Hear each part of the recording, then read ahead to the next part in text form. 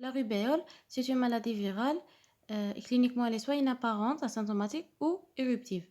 Elle est contagieuse, immunisante, donc on fait la rubéole qu'une seule fois dans notre vie et le plus souvent elle est bénigne. Mais elle est redoutable chez la femme enceinte. Le risque tératogène est élevé. L'agent causal, c'est un virus à ARN, le rubivirus. Ces trois virus, rubivirus, morbillivirus, rubellavirus, ont une nomenclature qui se ressemble.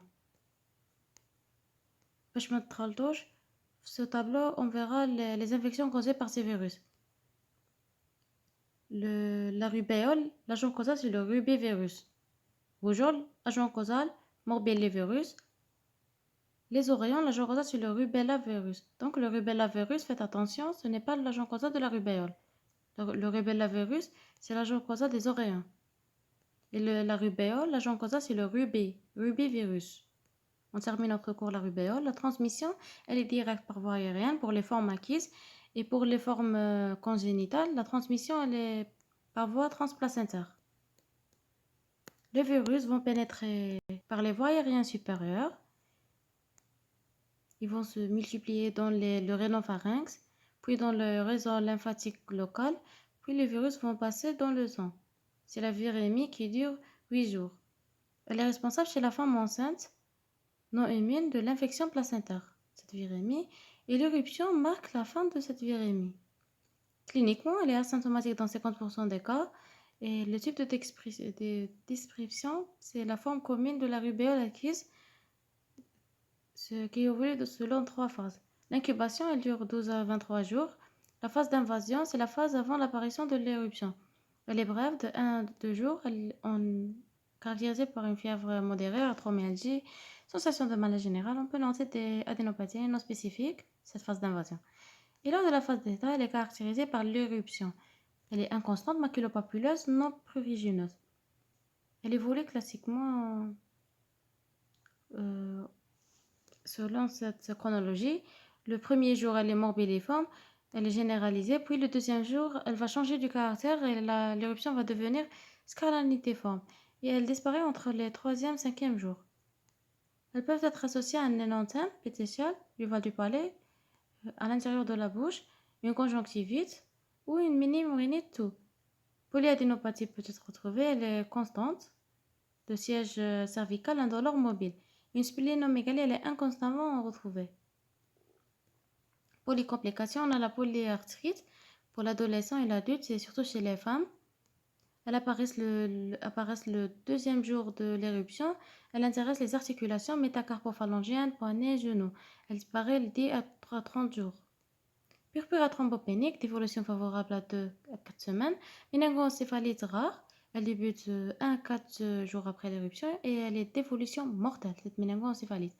Autres complications, une hépatite cytolytique, névrite, myocardite, péricardite. La rubéole congénitale, deux syndromes. On a le syndrome de malformatif de Greg et la rubéole congénitale évolutive qui est sévère. La transmission du virus au fœtus, elle est 80% des cas se fait les 12 premières semaines et à la fin de la gestation. On commence par le syndrome malformatif de Greg et l'associé des malformations cardiaques et malformations ORL, une surdité asymétrique, oculaire, un cathare unéobilatéral, une microphthalmie, petite œil comme ça, une opacité cornéenne.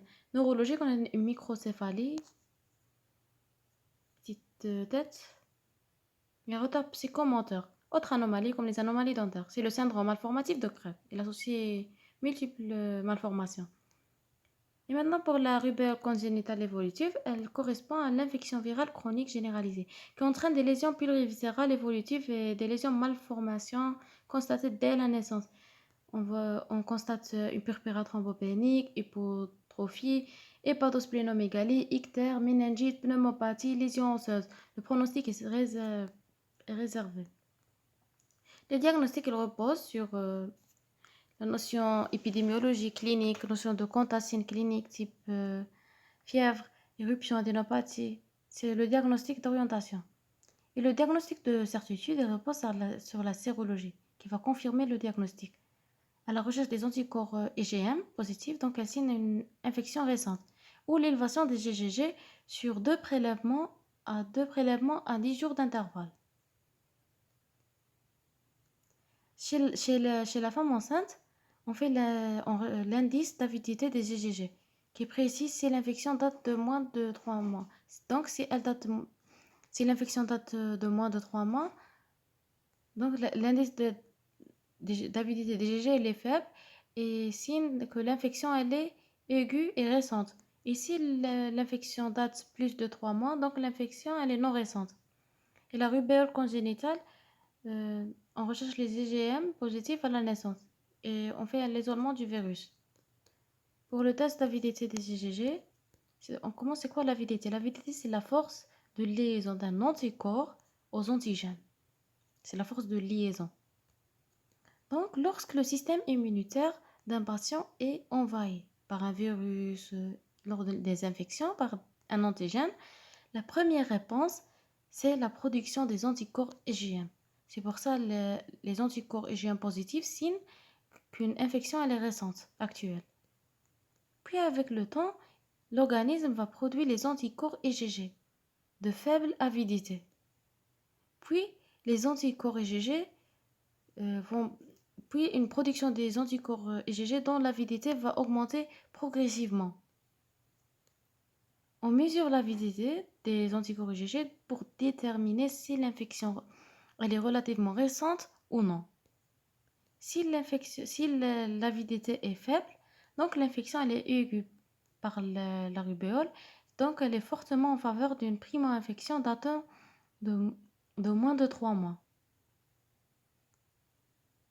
Et si l'avidité est élevée, donc l'infection elle est non récente et la primo-infection elle date plus de 3 mois.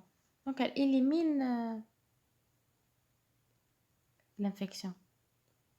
Donc le test d'avidité permet de réduire le nombre d'amyonosynthèse et d'éviter les traitements non nécessaires et de réduire le stress chez les futures mamans.